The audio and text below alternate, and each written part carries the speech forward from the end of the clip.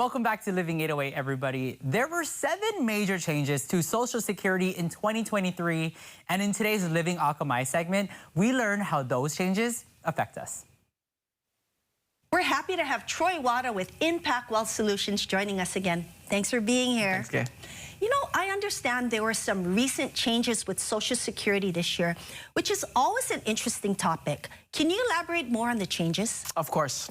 There were 7 major changes to Social Security in 2023. First, there was an increase in the cost of living adjustment. The 2023 earnings test was also changed. Social Security taxes, Medicare premiums, Medicare dates that people should be watching, and of course the status of the Social Security Trust Fund and the potential for reform.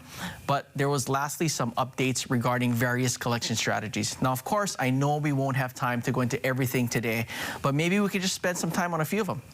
Let's talk about the cost of living adjustment, Social Security taxes, the status of Social Security, and maybe some of the collection strategies that are available. Sounds good. In regards to the cost of living adjustment, we have some good news for everyone collecting Social Security. They've seen their benefit increase by 8.7% this year. And of course, this is a result of inflation. As far as the tax rates, that has remained unchanged, which is good. But with the recent change in the required minimum distribution, or the RMD age now being 73, which will increase again in 2024, this may bump people into a higher tax bracket, and that's where they may see an increase in their overall taxes on their Social Security benefit. If you remember from the last time, the RMD is the amount that people need to take from their IRA or their 401k accounts in retirement. If they don't take this distribution at the required age, they will be subject to a 50% penalty.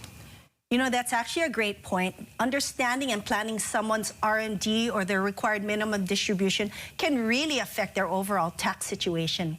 We all worry if there's enough money for us to collect when we talk about Social Security. So tell us more about the status of Social Security and the collection strategies. Well, the thought that Social Security will run out of money is something that many people worry about. The status of the Social Security Trust Fund appears to be able to pay 100% of its obligations up until 2034, 80% from 2035, and 74% in 2096. This means that there will probably be potential changes and reform. This may come by the way of either increasing the maximum earnings subject to Social Security tax, raising the full retirement age, or the age that you can collect Social Security without being penalized beyond age 67, or lowering the benefit for future retirees, and maybe even reducing the cost of living adjustments. It's probably likely that it'll be a combination of all 4. As far as collection strategies, the file and suspend is gone for good as of April 2016, unless you were born before January 2nd, 1954. This was a strategy where spouses could file for Social Security and suspend their benefit while collecting a portion of their spouses and allowing theirs to continue and grow until age 70.